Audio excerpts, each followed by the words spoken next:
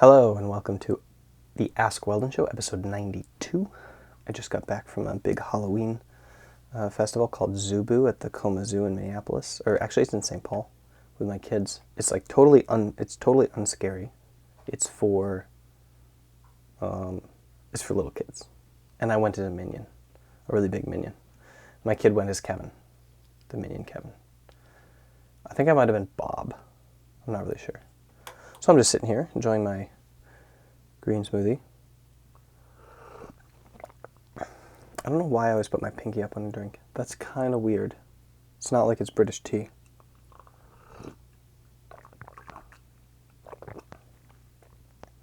Maybe it's from piano playing. I always had to have my fingers up and not resting. Anyway, I want to get into the show. We have a guest answer today from Game Without Pain for my last question. So before I get there, I got to get through the first 4 questions. And the first one comes from Weeman Lowell. And he asks, or she asks, what is an example schedule you would create for someone with 24 hours available each day?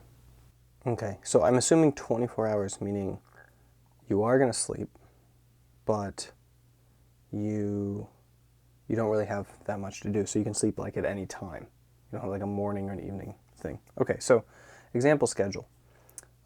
First, I would find out when is like the best solo queue hours for your time zone. So usually it's kind of late at night, usually like between 11 p.m., 2 a.m. is like the most competitive, tough kind of solo queue hours. And the best ones to climb, or the best ones to rank up, are kind of early in the morning, maybe between like 6 a.m. and like noon-ish, because people who are playing there are usually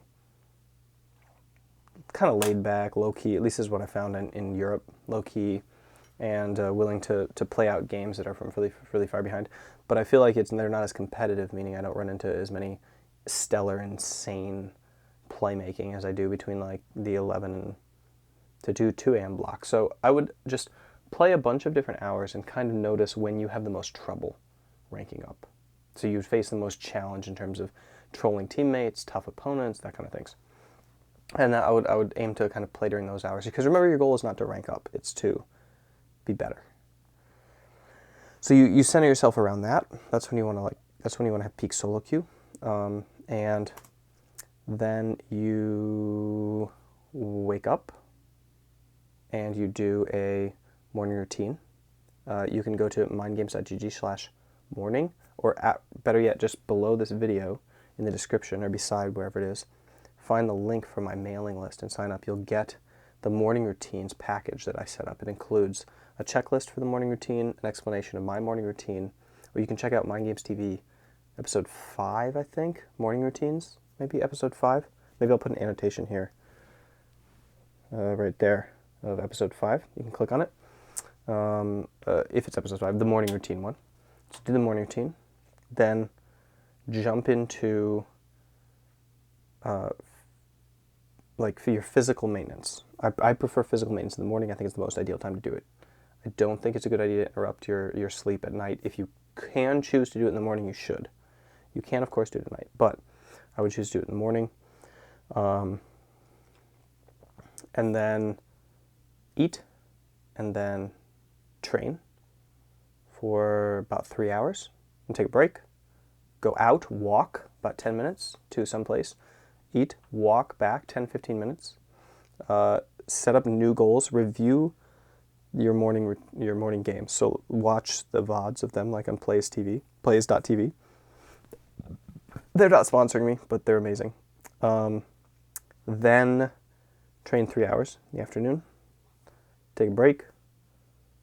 Make sure, by the way, in between each game that you take a 10-minute to 15-minute to 20-minute break, and you stand up and you walk around, and you maybe have the thing playing while you're walking around, or you go get a drink or something, and you think about the game, and you review all of your mistakes from the game and all of your successes from the game.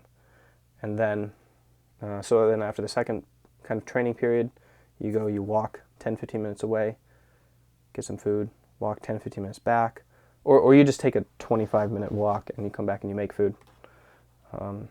And then you eat it, while you're eating it, you review the games from the morning, and like create goals of like what you succeeded at, what you failed at that you want to take into the evening, and then and that second block should be your primary block. And then you kind of do a late block, which is an extended like 5, 6, 7, 8 games of kind of more fun, more allowing yourself to push your limits instead of being super hardcore focused to win absolutely at all costs. Allow yourself to play the other side of the matchup. So let's say you're practicing Azir into Victor or something. So then you play Victor into Azir if you can. Maybe run some drills with some friends, some one-on-ones. Play some ARAM with some hope that you get a champion that you can practice flash engages on or something, I don't know. Allow yourself to kind of relax and also find your motivation with the game, and don't lose your good habits that you got from the day. Try not to add bad habits to it. So that would be my schedule. And then you make a nighttime routine, because it's really hard to go to bed when you're kind of playing into the nighttime routine. So I would create a specific time, and your game ends like within 20 minutes of that time means you stop, or if it overlaps that time, then you're done. And then you do the nighttime routine, which is usually something like you eat a little snack while you're watching a YouTube video, you brush your teeth, you get in your PJs, you go into your bedroom, you get into your bed, you pull up YouTube or a podcast or a book or something, and you kind of chill for a while, and then you cycle down. So you do the same exact thing, the same exact routine will help you get to that tired point where your mind stops racing, help you erase any kind of bad games. If you ended on a bad game, it'll help you just go to sleep. That's what I recommend. Or if you do the gym at night, that kind of wipes it for you. So, okay, good luck. Okay, next question is from MK or MEMK1213. And they ask, how would I climb out of silver? And the answer is, don't play like a silver player. Play like a platinum player. But seriously, if you want to climb out of silver, if your goal is just to climb out of silver, not to get better at the game or something like that, if your goal is just climb out of silver, I would just one trick a champion in the mid lane that can roam. That's it. And then you get really good at one tricking it, so you can kind of win the level 1, 2, 3, 4, and then hopefully you get ahead by level 6, or you even roam at level 4, and you roam and you impact other lanes, and you learn when to roam and how to kill people. And then usually what happens is there's a weak person on every team. On your team, there's a weak person on their team, and your job as a roamer positioned right in the middle of the map where you can impact it 100%. Remember, it's better than jungle for roaming because you're farming in mid. It's not like you're farming top camps all the way down to bottom camps, or bottom camps all the way to top camps, and like, oh, you can't be part of the bot play. You're literally in mid, so every single wave comes in every 30 seconds, and you get a chance to go and make a play somewhere after you clear that wave if you're winning the mid matchup. And so, yeah, then you go to that weak point on the map, and you drill it with a drill until it forms a hole through the bottom of the League of Legends rift, and their team drains out of it in a tilt fest of sorrow. Okay, next question is from Get Mobied. Mombeed. Get Mom. Bide. Get Mom. Bide. How do I prevent tunnel visioning in League of Legends and get rid of it? Bad habit at the moment. Tunnel visioning is not a habit. Tunnel visioning is a limitation of your ability to reflex, automatic, process more stimuli than you can already. So how you get rid of it is you assume that everything that you see in your tunnel vision, everything that you focus on, is all that you can focus on. That is equal to I. If you watch yesterday's video, get a picture of this. And you want to add one variable to it. So that means you go into every single fight and every single trade and every single laning phase trying to expand your mind, trying to focus on more things. Just one thing at first, 2 things maybe. And you're going to screw it up. You're going to be worse. Hopefully only half the time. Half the time you'll screw up, half the time you won't. 50-50. When you push your limits, you have a nice distribution, like a bell curve, where like halfway is the sucky side and halfway is the good side. And you want to keep pushing that and adding more. So as you become able to automate that, then you add the next thing and the next thing and the next thing. So for example, I used to CS, and then I added on paying attention to where they were when I was CSing. Then I added on paying attention to their CS. Then I added paying attention to their reaction to where I was when they were CSing. Because I could see, like, are they going to go for the CS? Are they going to respect the trade? Are they going to trade instead of CS? So you keep adding on to those things. And then I was paying attention to which side they were hovering on, where my jungler was while they were looking to CS and looking at me while I was looking at their CSing and about to trade with them. So you keep adding on, and eventually you're not tunnel visioning anymore. Or you are tunnel visioning, but you're tunnel visioning on many more variables than before. Next question is from Robbie Bartuccio. Bartuccio. I don't know. What's the best way to improve on in-game reflexes? Best way to improve on in-game reflexes is to understand that they're trained, and it's visual. Am I in focus? I hope I am. Visual to process to motor movement. Kind of like shooting. Kind of like you see trap shot, where the thing flies up in the air of the target and you pull up the gun and shoot it. That's like what you're doing in League of Legends. So, best way to improve on that is to drill. Drill. So you should probably wait till next year when they release the training mode, and then you can drill to your heart's content on in-game reflexes. But that won't help you that much for team fights. So for team fights, what you want to do is make the most out of every team fight you get. You want to go into every team fight intentionally trying to team fight, which means you have to be careful not to skirmish before the team fight. You have to restrain yourself and restrain your team. Try to get your team to not 2v2 and 3v3 and wait till the team fight. And then when the team fight happens, you have maximum amount of variables, maximum amount of cooldowns. You're trying to keep track of everything, and you're trying to make the best and right decisions. Game reflexes are a combination of a decision matrix, and visual input and seeing the patterns. The only way you get better at that is by embedding the patterns from over and over and over consistent training. But since you can't do that in League of Legends, like you can't run a drill with 9 other guys or girls and just do the same team fight over and over again at the same point in the game like you could on a field sport with a ball, you have to make the most of the ones you get. So you should play them, then after the game review them on some sort of replay system like plays.tv, and then look at every single decision you made and decision you made, not reflex, decision, and criticize that and strap yourself for it, like beat yourself for bad ones. So and then have that in your mind as you go into the next one in the next game. That's the best way to improve on in-game reflexes. Okay, next question is from J. Maxwell.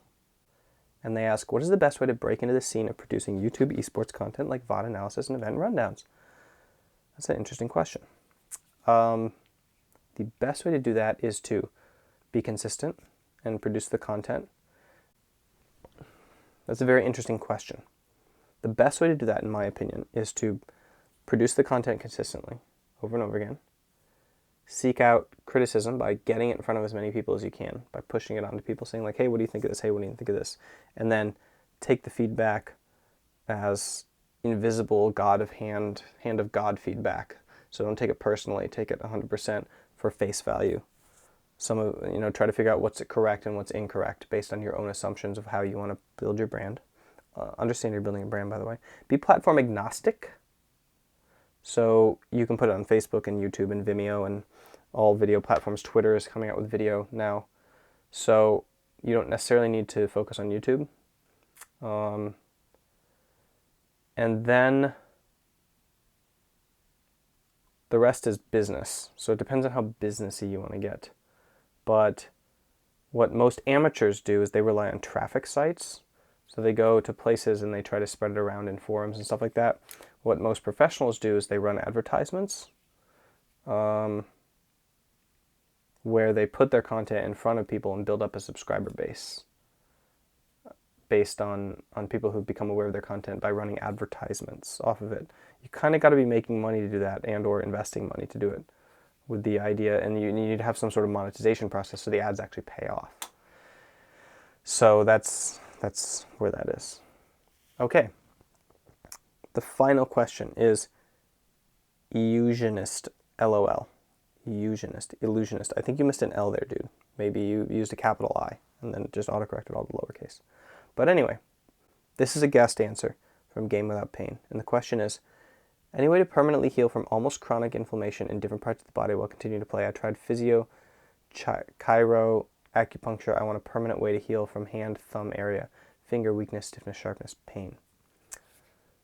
I'm not going to be able to answer this question on a show, and probably nobody's going to be able to answer this question on a show. Probably you're going to need a occupational therapist or like somebody who can work on that nerve for you. And so I worked with some experts in that when I was in Toronto with TSM, because that's where they're based.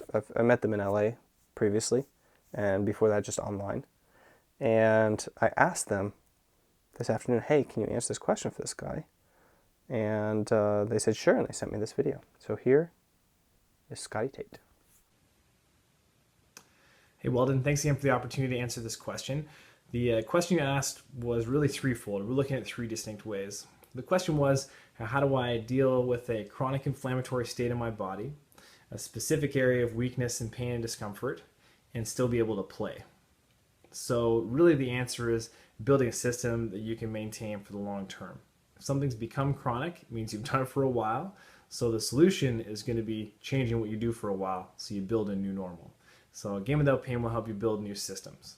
And the systems we're talking about specifically in this case will be some local strategy, some global strategy, and then some way to link it into what you love to do, which is gaming. So locally, when we hear about kind of a pain or sharpness and particularly weakness, we think, in particular, our massage therapist Mark immediately said, hey, entrapment.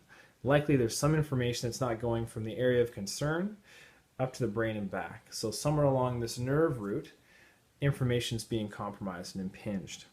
So we look at scar tissue or some kind of injury, or just tight tissues that are limiting information flow. So your strategy would be a pre-game exercise routine. It would likely involve some soft tissue massage, self-massage with a ball or a tool, or just your hands, and then some specific exercise to unlock that nerve, whether it's radiant nerve or ulnar nerve.